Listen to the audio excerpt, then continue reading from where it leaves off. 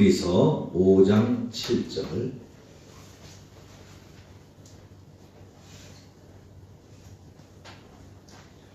열한 분 들어와 계시네요. 들어오신 분들은 출석 체크해 주시기 바랍니다. 히브리서 5장 7절.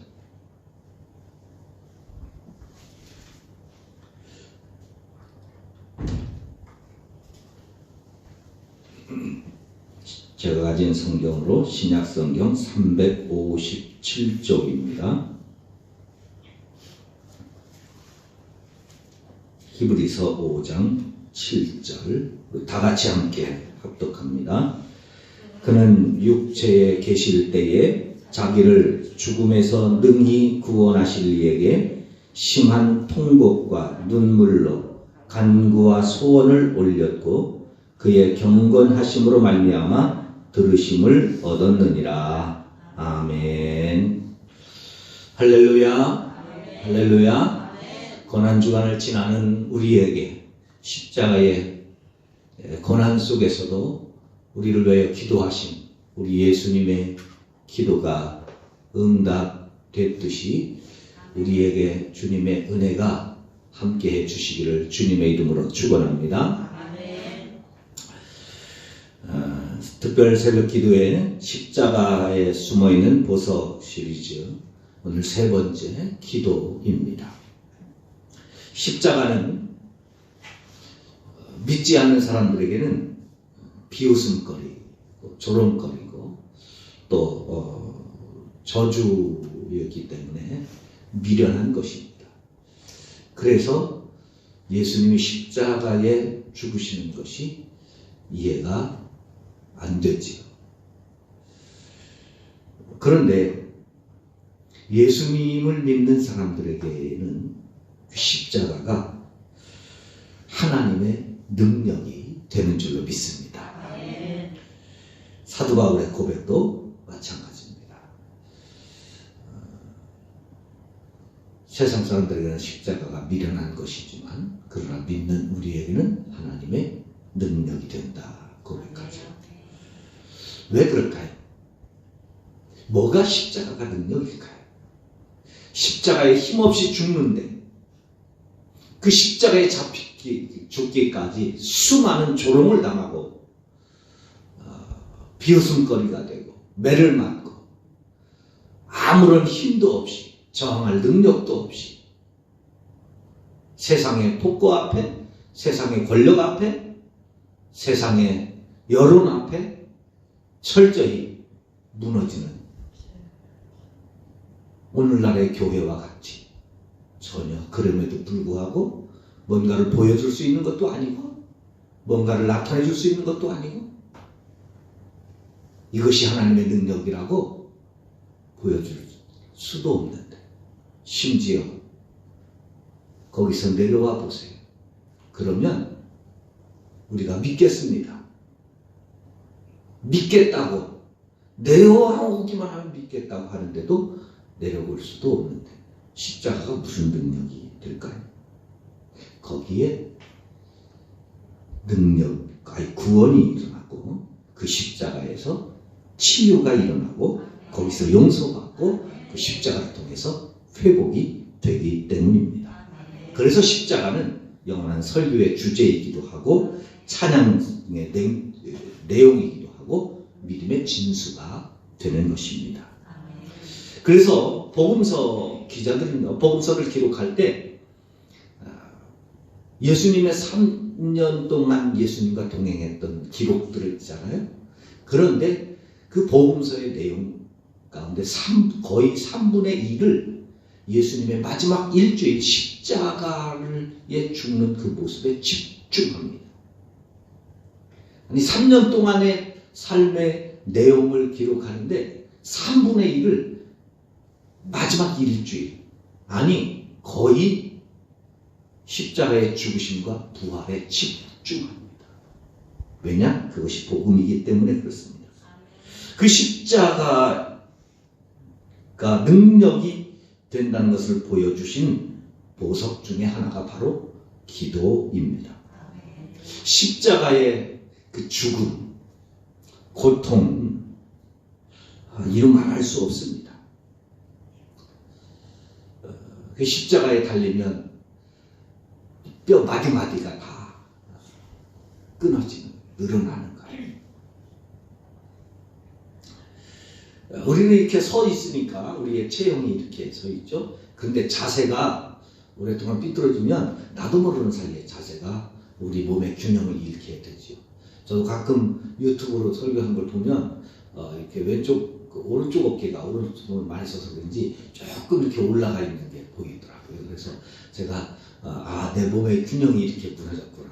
그래서 자꾸 이제 이렇게 잡던 걸 이렇게 잡으려고 이제 의도적으로 노력을 하는 거예요. 자세가 무너지거든요. 근데 십자가에 매달려 보세요. 그동안 우리 몸에 균형 잡혔던 몸이 다시 잡히는 거예요. 그런데 그게 시시각각 변하기 때문에 어마어마한 고통이 몰려옵니다. 근데 그 고통 속에서 예수님이 보여주신 것이 기도였습니다. 여러분, 십자가에 못 박혔어요. 어떻게 해볼 도리가 없습니다. 방법도 없습니다. 거기서는 고통 없이 빨리 죽는 것이 유일한 방법이고 도리입니다. 고통을 멈추기 위해서는 빨리 죽는 것이 최고의 유일한 희망이죠. 그러면 그 정도 되면 모든 것을 포기하잖아요. 이제 끝났구나. 이제 마지막이구나. 더 이상 길이 없다. 대부분 그러죠. 그래도 조금 더 영성으로 나아간다면 그래도 그래, 이렇게 해서 나의 사명도 끝이 나는구나 하면서 사명을 마친 것에 대해서 하나님, 내가 이제까지의 사명을 3년 동안의 공생애의 사명을 마쳤으니 빨리 죽게 해주세요. 이렇게 기도하지 않겠어요? 그런데 그 순간 예수님께서 보여주신 모습은 뜻밖의 기도. 그 기도도 다른 것이 아니라 용서의 기도요,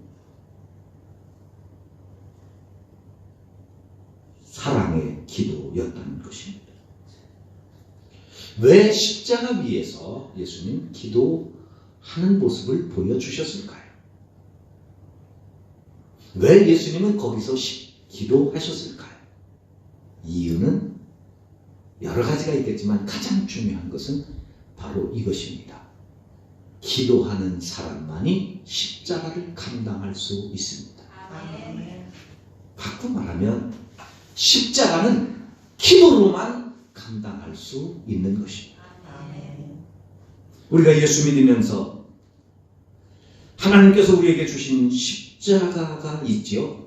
여러분, 그 십자가는 사람들마다, 직분자마다 은사를 따라 능력을 따라 다 다릅니다. 그런데 그 십자가는 훈련으로 감당하는 게 아니에요. 배워서 감당하는 것이 아닙니다. 결심으로 감당하는 것이 아닙니다. 객기나 오기로 감당되는 게 아니에요. 십자가는 오직 기도를 통해서 감당할 수 있는 것입니다.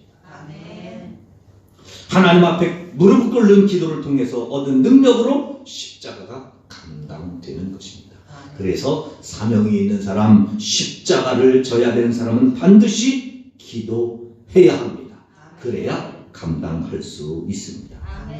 예수님께서 겟세마네 동산에 가서 십자가를 지시기 전에 기도하실 때 베드로, 야고보, 요한 3명을 데리고 겟세마네 동산으로 올라가십니다. 왜 3명을 데리고 올라가셨을까요? 12명의 제자를 다 데리고 올라가셔야 되지 않겠어요? 평소에는 그들을 다 데리고 올라가셨어요. 그런데 베드로와 야고보와 요한만 데리고 그날은 올라가셨습니다. 평소에 12제자를 다 데리고 그곳에 종종 기도하러 가셨다는 것을 알 수 있는 이유는, 근거는 가룟유다가 거기를 알고 있었다는 거예요.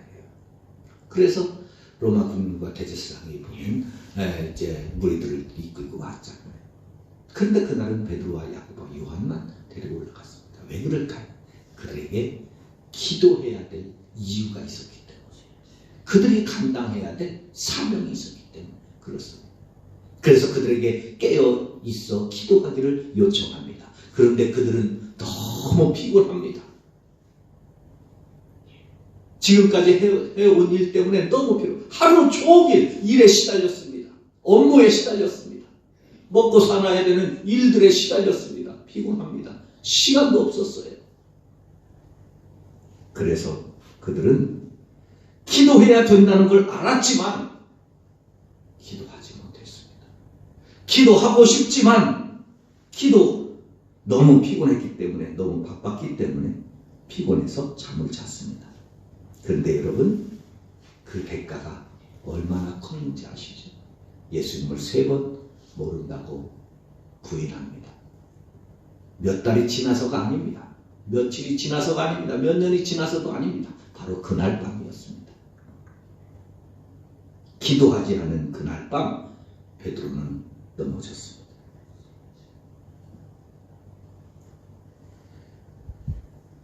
예수님이 붙잡힐 때 기도하지 않은 제자들 다 도망가 버리는 건 뭐 말도 아니죠. 베드로는 뱃사람으로서 죽을 고비 수없이 넘겨왔습니다. 가난도 겪어보았습니다. 산전수전 다 겪었습니다.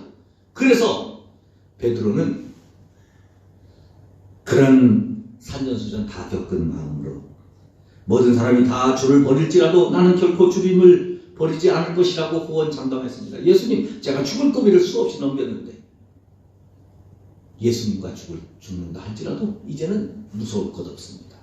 나는 예수님과 죽을지언정 주님을 부인하지 않을 것이라고 장담했던 그 베드로의 믿음.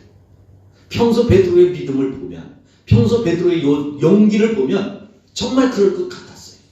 여러분, 베드로가 어떤 사람입니까? 예수님의 부름 한마디에 자기의 모든 직업, 가정까지 있었던 사람이잖아요. 근데 모든 가정에 대한 직업, 그리고 직업을 다 내려놓고 예수님을 따랐던 사람. 폭풍과 몰아치는 파도가 치는 바다 위를 걸어오시는 예수님을 향해서 예수님이라면 나도 걷게 해달라고 그러면서 예수님이 오라는 말 한마디에 자신의 생명을 담보로 바다 위로 몸을 던졌던 사람이 베드로였습니다. 그런 믿음, 그런 용기를 가진 사람이 예수님이 붙잡힐 때 제자들 다 도망가도 홀로 칼로 로마 군인들을 대적하며 대제사장의 종의 귀를 자를 정도로 호기롭게 나섰던 사람 아닙니까? 그런데요, 그렇게 용기 있고 그렇게 담대했고 그렇게 믿음 좋아 보였던 베드로도 기도하지 않을 때 철저하게 무너지고 말았습니다. 작은 여종 앞에서 예수님을 모른다고 부인합니다. 끝끝내 예수님의 이름에 저주까지 합니다. 그렇게 무너졌던 베드로가 마가의 다락방에서 기도하는 사람으로 변화되면서 기도하지 않으면 이렇게 무너질 수 있구나 하는 것을 절감하고 기도해야 된다는 주님의 말씀을 듣고 기도할 때 그 이후의 베드로의 삶은 놀라운 하나님의 능력이 나타납니다. 그의 설교 한 번에 3,000명이나 회개하고 돌아옵니다. 초대교회 예루살렘 교회를 수만 명으로 부흥시킵니다. 사랑하는 성도 여러분, 십자가에 숨겨진 보석, 바로 이 기도입니다. 이 기도의 보석을 잊지 말고 다시 찾을 수 있기를 바랍니다. 어떤 분은 그러실 수 있어요. 목사님, 기도해봤습니다. 기도합니다. 그런데 안 되죠. 나도 예수 믿기 전에도 많이 기도해봤는데 다른 신에게 다른 길로 기도해보기도 했는데 그때 기도와 지금 내 기도가 뭐가 다른가? 또 기도해야 된다는 것을 알고 기도해봤지만 하나님 앞에 끊임없이 기도해봤지만 기도가 응답이 되지 않는다고 않는 것처럼 여겨지지요. 그러나 여러분, 지금 내 눈에 보이지 않을 뿐입니다. 그 기도는 지금도 하나님 앞에 상달되고 있고 하나님은 그 기도를 응답해 주십니다. 이스라엘 백성들이 살려달라고 애굽에서 기도할 때 400년 만에 하나님께서 응답해 주셨고 80년 전에 모세를 예비하셨고 아브라함을 위해서는 1년 전에 어린 양을 준비해 주셨습니다. 기도가 응답이 안 되는 것이 아니라 아직 때가 이르지 아니했을 수 있고, 아니면 응답해 주셔도 내 눈이 막혀서 기도 응답을 아직 깨닫지 못했을 수도 있습니다. 기도의 보석 잊지 마십시오. 힘들 때, 어려울 때, 고통스러울 때, 외로울 때, 절망적일 때, 모든 것이 끝났다고 여겨질 그때에, 아무것도 할 수 없다고 여겨질 그때, 기도만이 유일한 나의 끈이고 희망이고 새로운 길이라는 사실을 기억하실 수 있기를 바랍니다. 지난번에 주일 말씀드린 것처럼 사무엘은 기도하지 않는 것을 죄라고 여기며 살았습니다. 그 기도를 쉬는 죄에서 자유함을 얻는 기도의 사람들이 되시기를 주님의 이름으로 축원합니다. 하나님 아버지 감사합니다.